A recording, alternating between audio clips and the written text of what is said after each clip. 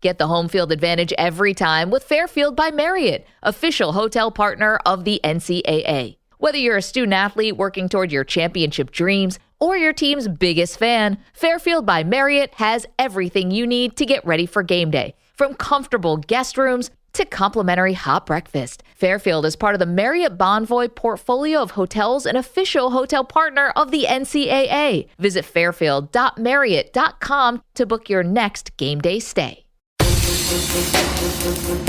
Welcome into The Verge, a show which covers the Baltimore Orioles minor leagues. The Verge is part of BSL Radio. Baltimore Sports and Life is dedicated to analysis and discussion on the Orioles, Baltimore Ravens, and the University of Maryland. The site has a team of writers providing coverage of those teams and houses live streaming content weekly. Join the conversations at the message board, like BSL on Facebook, and follow BSL on Twitter.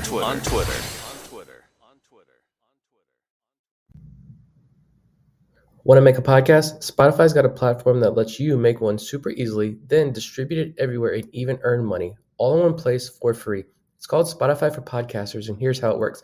Spotify for Podcasters lets you record and edit podcasts right from your phone or computer, so no matter what your setup is like, you can start creating today. Then you can distribute your podcast to Spotify and everywhere else podcasts are heard. Video podcasts are also available on Spotify. With Spotify for Podcasters, you can earn money in a variety of ways, including ads and podcast subscriptions. And best of all, it's totally free with no catch. Ever since we discovered Spotify for Podcasters, we feel like having options like video podcasts and Q&A lets us be more creative on another level. I highly recommend you give it a try. Download the Spotify for Podcasters app or go to www.spotify.com/podcasters to get started. Hello, and thank you for listening to another one of our top 50 countdowns. We're here to talk about number 31 in our list, Ryan Watson, right-handed pitcher out of Auburn, undrafted free agent out of the 2020 draft. And we actually have Ryan here with us today to talk about his breakout 2022 season and winning the Orioles minor league pitcher of the year. So first of all, Ryan, thanks for doing this. No problem. Thanks for having me. Yeah, so not a lot of people, at least Orioles fans probably know, but you were drafted in the 39th round by the Dodgers. Is that correct, in 2016? What was that process like? Yeah, I was so my senior year of high school, kind of came out of nowhere, really.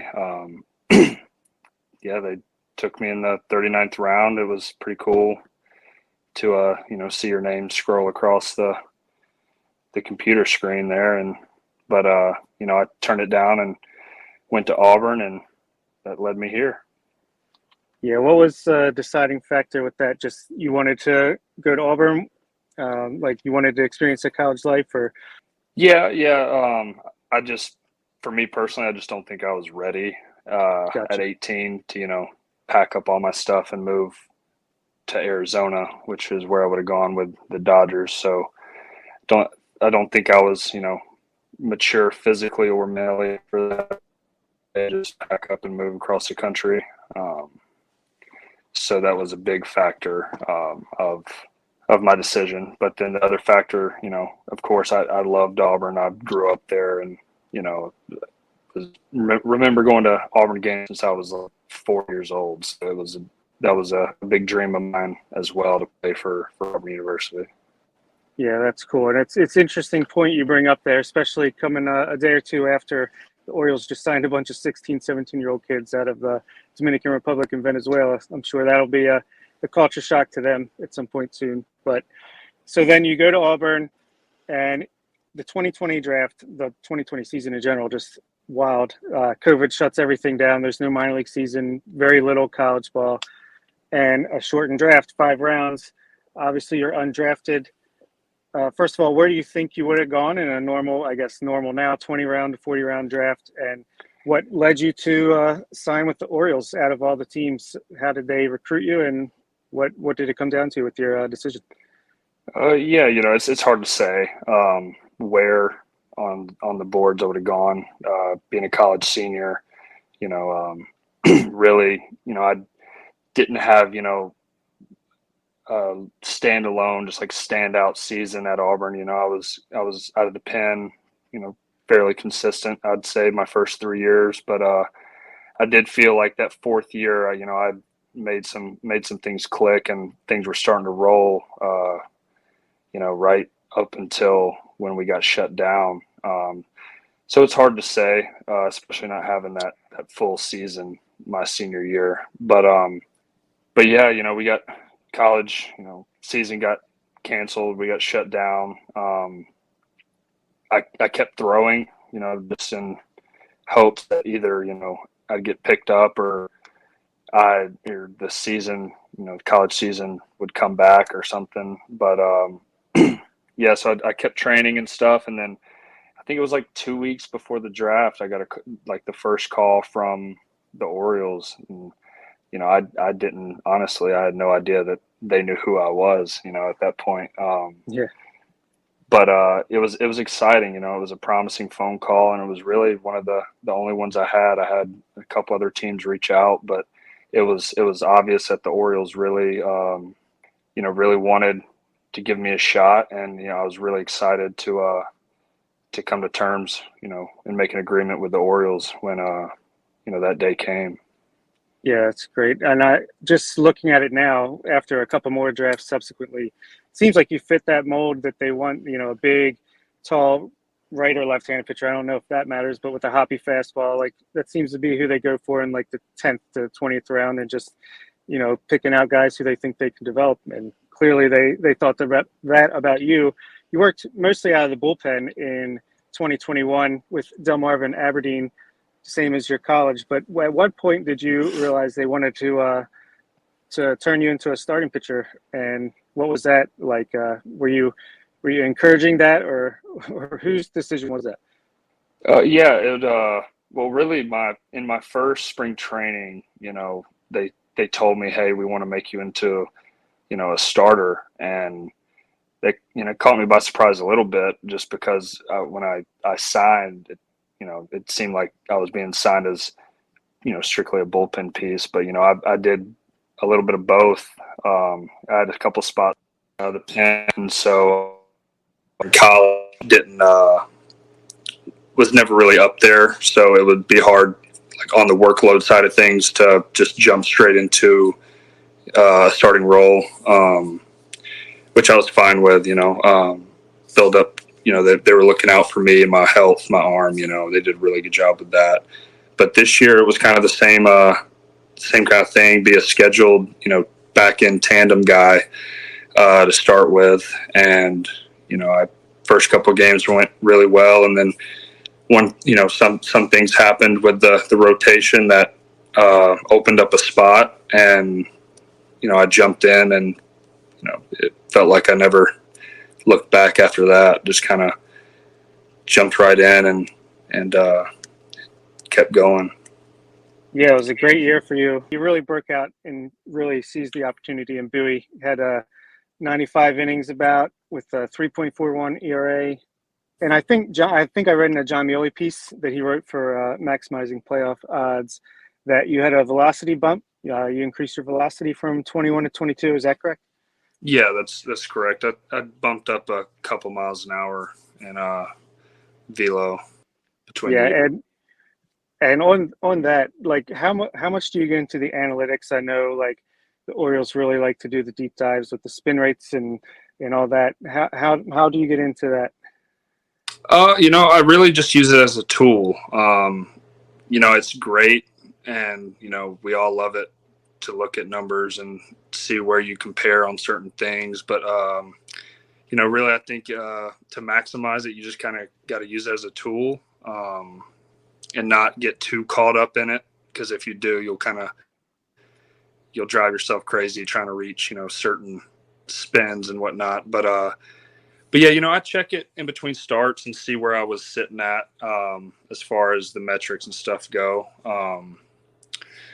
And just it's kind of like a tune in, like a checkup, to just make sure nothing's crazy out of whack or something. But I feel like if you use it as a tool and then just kind of listen to your body, your feels on your pitches and stuff, that's really what works best for me, at least. I'm big on being able to feel around the baseball and being able to feel it out front, especially with like off speed and stuff like that and pitches like that. So it's, for me, I'm a big feel pitcher. I like to be able to feel what I'm doing. And if I can't make the feel versus the real line up, then it's hard for me to get, certain things done. So I really rely on being able to feel the ball. Cool. And for those who are listening or watching that haven't watched you pitch, how would you describe your repertoire? What's your best off-speed pitch, and how do you go about a lineup? Are you a guy that relies on fastball early and then bring in the breaking stuff late, or mix it all up? Yeah, I would just describe myself as just almost overly competitive guy. I'm gonna come at you with what I think's my best stuff that day, and I'm not afraid to throw fastballs to fastball hitters. I'm pretty confident in my ability to locate it. As far as strikeouts go, it just depends on batter to batter.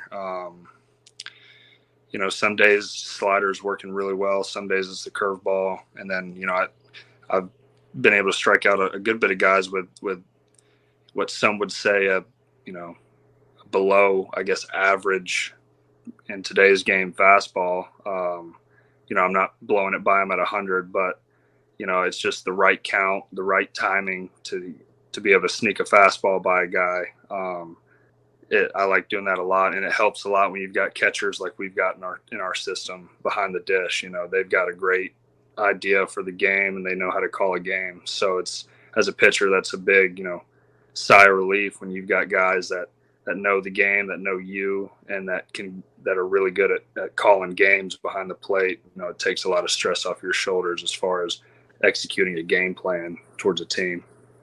Yeah, for sure. And I definitely noticed you have a bulldog mentality just from watching the minor league, on the computer, MILB TV. Just seems like if you get in any trouble, you'll just buckle down and really don't let it really get to you too much. Would you say that's accurate? Yeah, I'd say that's accurate. I love to compete, and when times get tough, I feel like that's when you find out how good you really are. It's Tim Hudson told me my last year at Auburn, we were talking about his during his career, like he said he'd break it down each start into thirds. So a third of the time he knew he had his best stuff and it was going to be a hard day for the batter. And a third of the time, a couple of things were working and it'd be a little harder, gonna have to work for some outs, but he'd be able to get it done. And then a third of the time he was telling the bullpen to stay loose, walking back to the dugout after warm-ups. But he did come around and say, 2/3 of the time you're not going to have your best stuff. So that's when you just got to buckle down, compete, be a true competitor and figure it out, on the fly, and just figure out how to get outs for the club, for the team. Yeah, I like that a lot. That's pretty good. So when you got bumped up to AAA Norfolk late in the season, you got 12 innings for 3.65 ERA. What was that like? What was the difference between AA and AAA hitters, in your opinion, even though it wasn't a huge sample size? Yeah, you could definitely tell a difference. There's every team you play in AAA's got guys that have been in the big leagues. So it was definitely exciting to get up there and, to be challenged, to face a new challenge. I knew it was going to be different, talent level, when you got guys that have got, some of the guys have years of service time, bouncing up and down and whatnot. But the approach is different. Some of your breaking balls that you think are, the best ones you've thrown all day are getting takes, and you don't know why when you first get up there. And it's just a matter of, these guys have seen thousands of breaking balls in their career, and they've seen thousands and thousands of pitches from really good pitchers. So it's their approach is just a little different, and strike zone shrinks up a little bit, just not a whole lot, but just a little. But yeah, it's really just learning how these guys approach each at bat, and then just being able to use your best stuff, and go attack them with it. Yeah, for sure. And what did it mean to you to win the Orioles minor league pitcher of the year? I mean, you won Arco pitcher of the year with Justin Armbruster, and Noah Denoyer was up there too. Three guys I think you'd have pretty good odds coming into the season, betting wise, to win that award with Grayson Rodriguez and DL Hall in the organization. But you guys just rocked it, stayed healthy, and did really well. What was that like for you?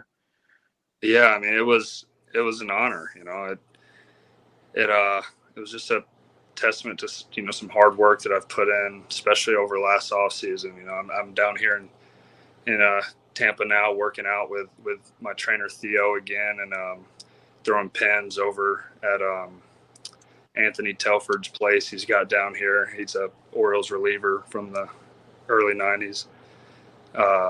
So we put in a lot of hard work last off season, and I was feeling really good going into last season. So I didn't try to think about it think about it at all really during the season, but it was an honor, and it was something I'll never forget.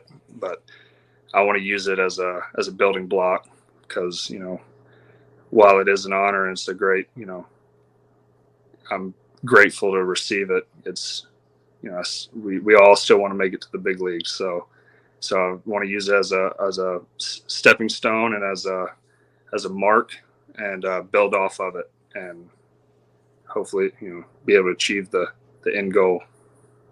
And speaking of which, 2023, pretty good chance of that happening here. I would expect you start back in AAA Norfolk in the starting rotation with the likes of Justin Armbruster, Drew Rahm, Noah Denoyer. Really solid group of starters going to be at AAA this year, and in the bullpen. But what are you doing to prepare yourself for that this offseason? What are you trying to improve? And is the goal to get the call up at some point in 2023?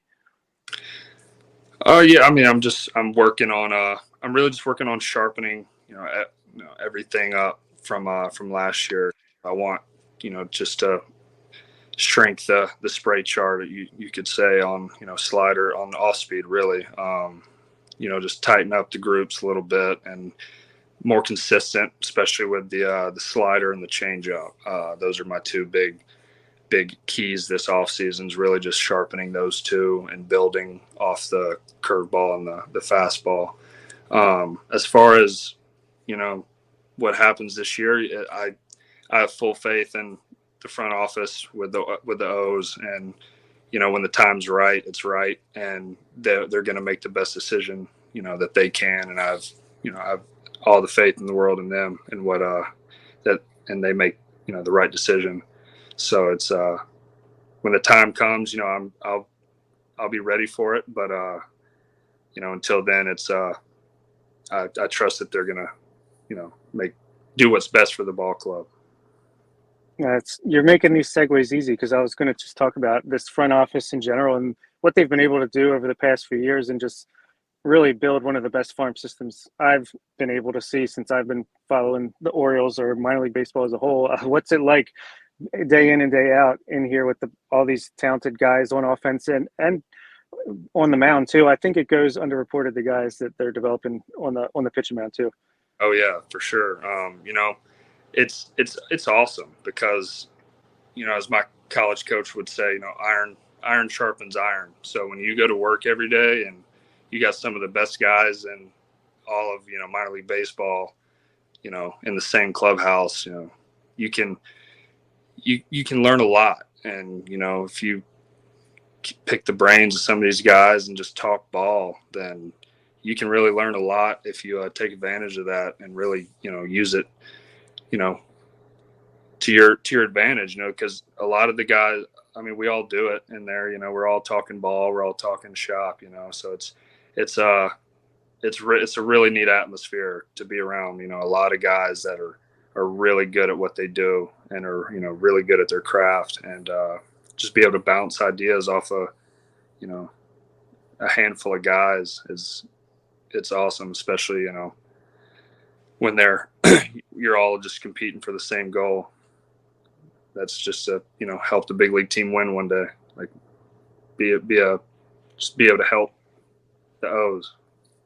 Yeah, that's right. The 2020 draft was so weird with being only 5 rounds and a bunch of guys were undrafted free agents. Obviously, TT Bowens, JD Mundy, you was Shane Davis, I believe, was in your class. It seems like when these draft classes come together, they kind of form a bond. And I was wondering if, with 2020 being so odd, what were you able to form a bond with the guys that came in that at that time, or did you make friends with some other guys from other draft classes?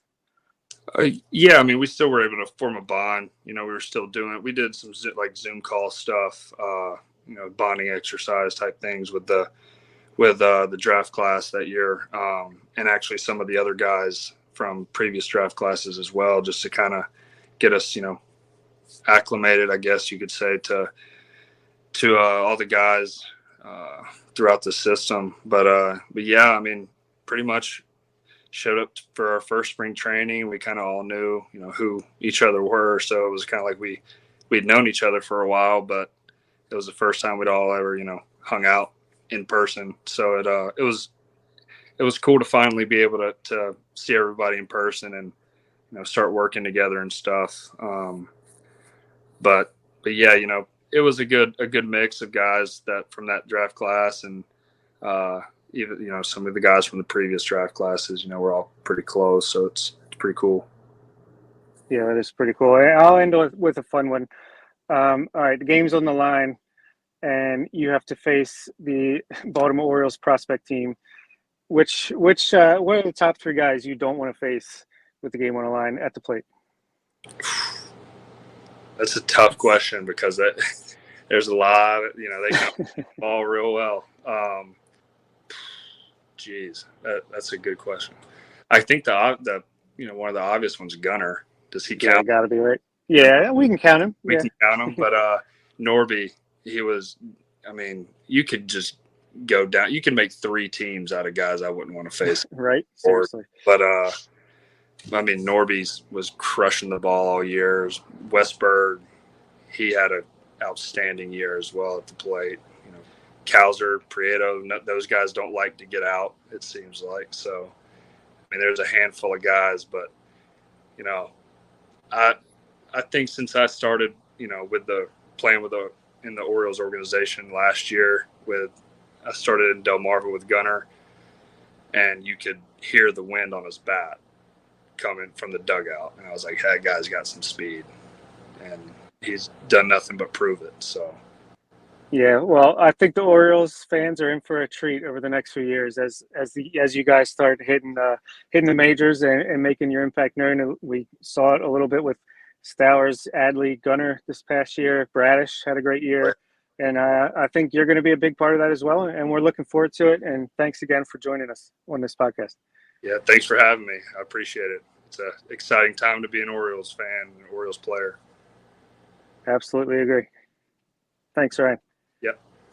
That'll do it for this week's episode of On the Verge. Be sure to check out our Patreon page where you can help show your support for the show and get bonus content, including monthly top 50 updates to our prospect list and daily game recaps during the season, and much, much more.